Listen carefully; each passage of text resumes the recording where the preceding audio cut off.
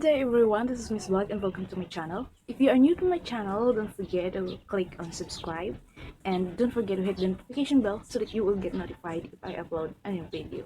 So for today's video, I'm going to review a Human Nature product, and this is the first time that I will be using a Human Nature product. So meron tayong facial scrub.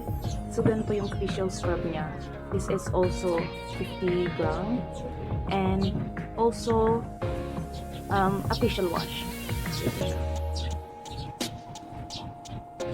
At meron din tayo, ito yung 50 ml nila na moisturizer, day and night moisturizer. So ito yung night moisturizer niya, meron siyang flavor ng Jojoba and plant collagen. Tapos ito naman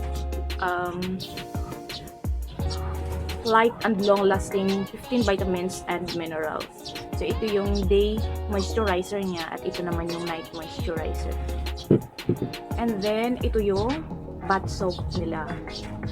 So, as usual, first time kong gumamit ng product nila. So, itagay natin kung talagang effective pa siya. So, let's just open it. So, ganito yung tsura niya. So, let's just open it para may reference kayo. So, ganito siya. Ayan. In fairness, ang bango niya. So, next, itatry naman natin yung facial wash and facial scrub. So, let's do this. So, ito yung una kong gagamitin. Facial wash. So, let's try this.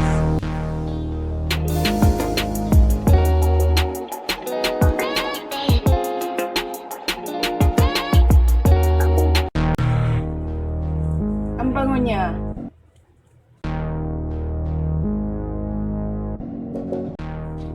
Pero hindi siya gaanong mabula tulad ng ibang facial wash. Okay.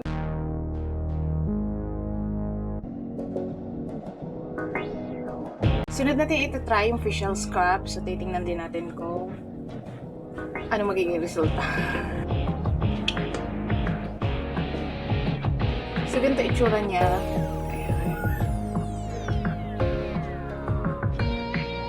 At saka hindi siya gaanong magaspang.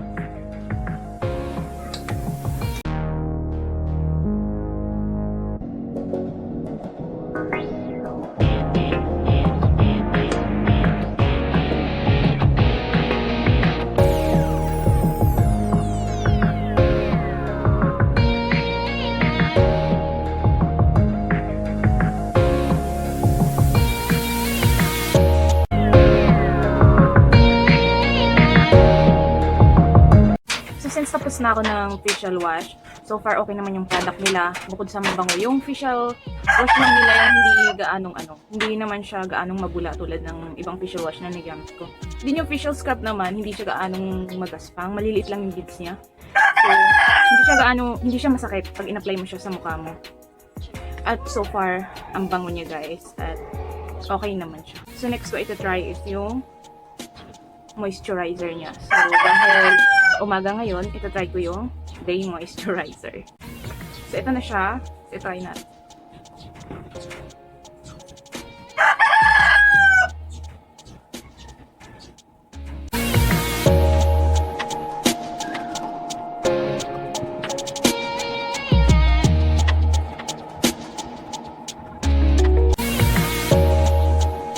Napadami yata yung lagay. Ayun.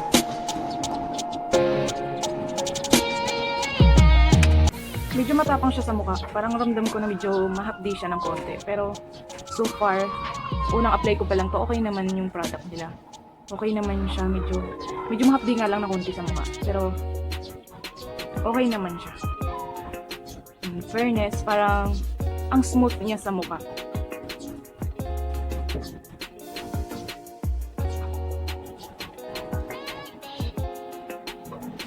Ayan guys. So, ayan na yung finished natin. So, tapos na tayo mag-review.